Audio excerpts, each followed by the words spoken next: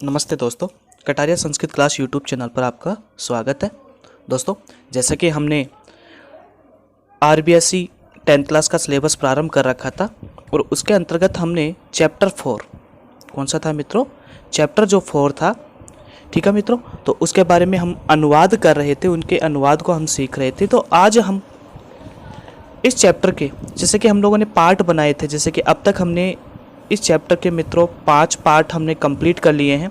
आज का हमारा ये जो पार्ट है वो इस चैप्टर का लास्ट पार्ट होगा मित्रों। तो आप यदि पहली बार वीडियो को देख रहे हैं तो आप इस चैनल को सब्सक्राइब करें, और यदि आप 10th क्लास में हैं तो आप लगातार इस चैनल से जुड़े रहिए, ठीक है मित्रों। तो देखिए, अभी तक हमने, जैसे कि हम चर्चा कर रहे थे कि हमने अभी तक 5 पार्ट बना दिए हैं। तो ये जो चैप्टर है, इन चैप्टरों की अभी तक हम लोगों ने व्याख्या और अनुवाद कर ली है। अब हमारे पास में मित्रों ये लास्ट का, यहाँ से हमारे पास में लास्ट का ये पैराग्राफ शेष रहा हुआ है, जो पार्ट भाग है, पार्ट 6, ठीक है मित्रों। और पार्ट के रूप में ही एग्जाम के अंदर इससे संबंधित यहाँ पर क्वेश्चन आते हैं। तो आप लगातार इस चैनल से जुड़े रहिए और इस चैनल के माध्यम से जो अनुवाद समझाया जा रहा है, लगातार आप उनको कॉपी में लिख करके उन्हें याद करते रहिए, ठीक है मित्रों। अब हम अपने चैप्टर को यहाँ पर प्रारंभ करते हैं दोस्तों। जैसे राजा, अब देखिए मित्रों, उस समय जैसे कि 5वां जो पार्ट था, उस 5वें पार्ट में बताया गया था कि जो राजा था वह अपराजित नाम की एक औषधि को वहाँ से उठा लेता है, और वो कहता है कि शायद जब ये बालक शेर से लड़ रहा होगा तो उस समय ये इसके हाथ से टूट करके नीचे गिर गया होगा। वह उसे अपराजित नाम की जो औषधि है वह मारीच ऋषि ने प्रदान की थी, वह औषधि उन्हें प्राप्त हो जाती है। तो राजा बोलता है अथ गृहणाति, अथ ग्रहणाति, ग्रहण शब्द का अर्थ होता है मित्रों उठा लेना, प्राप्त कर लेना, उठा लेना या फिर प्राप्त करना, ठीक है। तो इसका अर्थ होता है कि अगर उठा लेता है तो, उसने कहा था कि यदि इसके माता पिता या फिर इस बालक के अलावा यदि कोई भी व्यक्ति इस अपराजित नाम की औषधि को यदि उठा लेता है तो उसे वह सर्प डंक मार देता है, अर्थात उससे ढस लेता है और वह मृत्यु को प्राप्त हो जाता है। तो यहाँ पर राजा कहता है कि अथ ग्रहणाति, अगर उठा लेता है तो प्रथमा जो तापसी थी वह बोलती है ततः तम सर्पो भूत्वा दसती, ततः तब, तम उसको, ततः शब्द जो है, ततः शब्द का अर्थ होता है तब, फिर आगे लिखा हुआ है तम शब्द का अर्थ होता है मित्रों उसको। तम शब्द का अर्थ क्या होगा, उसको, ततः तम उसको, सर्पो भूत्वा का अर्थ होता है सर्प बनकर के, सर्पो भूत्वा शब्द का अर्थ होता है सर्प बनकर के। अब देखिए मित्रों, भूत्वा शब्द है उसमें भू धातु और कत्वा प्रत्यय जुड़ा हुआ है, भू धातु और कत्वा प्रत्यय। दसती शब्द का अर्थ होता है मित्रों काट लेना या डस जाना, काट लेना या फिर डस लेती है। अब इसका अर्थ होता है तब यह सर्प बनकर उसे डस लेती है, काट लेती है, ठीक है मित्रों।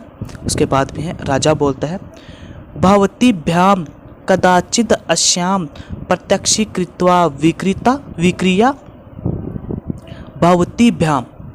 भवतीभ्याम शब्द का अर्थ होता है, जैसे कि मित्रों यहाँ पर क्वेश्चन मार्क चिन्ह बना हुआ है, तो वो क्वेश्चन कर रहा है क्या आप दोनों ने कभी इस दृश्य का विकार, कदाचिदस्य अर्थात कभी भी, प्रत्यक्षीकृत्वा अपने सामने देखा है, विक्री का अर्थ होता है मित्रों विकार, विक्रिया शब्द का अर्थ क्या होगा, विकार, ठीक है।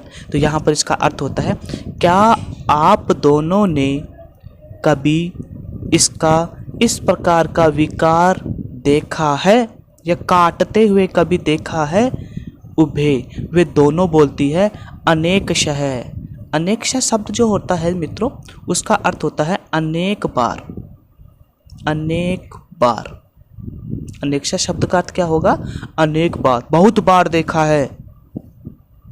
फिर उसके बाद में है राजा सहर्षम आत्मगतम, हर्षपूर्वक अपने मन ही मन में, कथम इव, देखिए मित्रों यहाँ पर इसकी संधि विच्छेद होगी, इसके टुकड़े करेंगे तो ये बनेगा कथम धन इव, कथम इव संपूर्णम अपि में मनोरथम नाभिनंदामि, तो फिर क्यों न मैं अपने पूर्ण हुए इस मनोरथ की अभिनिंदित न करूं। यहाँ पर इसका अर्थ होता है तो फिर क्यों न मैं अपने पूर्ण हुए भी इस मनोरथ को अभिनंदित न करूं। अर्थात देखिए मित्रों, ये जो मैंने परिभाषा बोली है, ये जो अर्थ बोला है, ये एक साहित्य का अर्थ है, क्योंकि ये मित्रों ये शकुंतला नाम का एक पाठ चलता है, पुस्तक है कालिदास की, वहाँ से ये लिया गया है, जिसका मैं अर्थ बोल रहा हूँ। अब इसका जो वास्तविक जो अर्थ है, जो हम समझ सकते हैं, वो अब हम बोलते हैं। उस लाइन को आप लिख सकते हैं, अब तो मुझे इस बालक को अपना पुत्र जानकर प्रेम करना चाहिए। क्या कहना चाहता है वो? अब तो मुझे इस बालक को अपना पुत्र मान करके प्रेम करना चाहिए। इति बालम परिष्व जयते, यह कहकर वह बालक का आलिंगन करता है, अपनी बाहों में भरता है। आलिंगन करना, आलिंगन शब्द का अर्थ होता है मित्रों बाहों में भरना। यह कहकर उस बालक को वह अपने बाहों में भरता है। ठीक है मित्रों। अब इसके बाद में मुंच माम, ये बालक जो था वह बालक बोलता है, मुंच मामे, मुझे छोड़ दो। मुंच माम शब्द का अर्थ होता है मुझे छोड़ दो। यावत मातु सकाशम गमिष्यामि, मैं अपनी माता के पास जाऊंगा। यावत मातुम शब्द का अर्थ हो गया माता के, सकाशम का अर्थ हो गया पास में, गमिष्यामि का अर्थ होता है यहाँ पर जाऊंगा। तो ये इसका अर्थ होता है मैं अपनी माता के पास में जाऊंगा। राजा बोलता है पुत्र मया सहेव, मेरे साथ ही मातरम अभिनंद्रिष्यसि, अपनी माता का अभिनंदन करोगे। ये कहता है पुत्र मया सहेव, मेरे साथ में ही मातरम अभिनंद्रिष्यसि, अपनी माता का अभिनंदन करोगे। बालक बोलता है माम खलु तातो, मेरे पिता तो दुष्यंत है। देखो मित्रों यहाँ पर तात शब्द जो है इसका अर्थ होता है पिता। तात शब्द का अर्थ क्या होता है? पिता। मेरे पिता तो दुष्यंत है, न तुम नहीं हो। राजा बोलता है सस्मितम, मुस्कुराकर, एषः विवादः एव प्रत्यायायति, यह विवाद ही मुझे विश्वास दिलाता है। यह विवाद ही मुझे विश्वास दिलाता है। ठीक है मित्रों, तो ये था हमारे पास में जो आरबीएससी जो बुक थी, उस आरबीएससी बुक का लास्ट पार्ट जिसको हमने आज यहाँ पर कंप्लीट किया है। मित्रों इससे संबंधित हमारे पास में जैसे हम चर्चा कर रहे हैं कि इनकी व्याख्या भी यहाँ पर दी जाती है। मित्रों नेक्स्ट वीडियो इनकी व्याख्या से संबंधित रहेगा, तो आप उस वीडियो को भी ज़रूर देखें और जो मैंने अर्थ बताया इस अर्थ को भी अच्छे से समझें।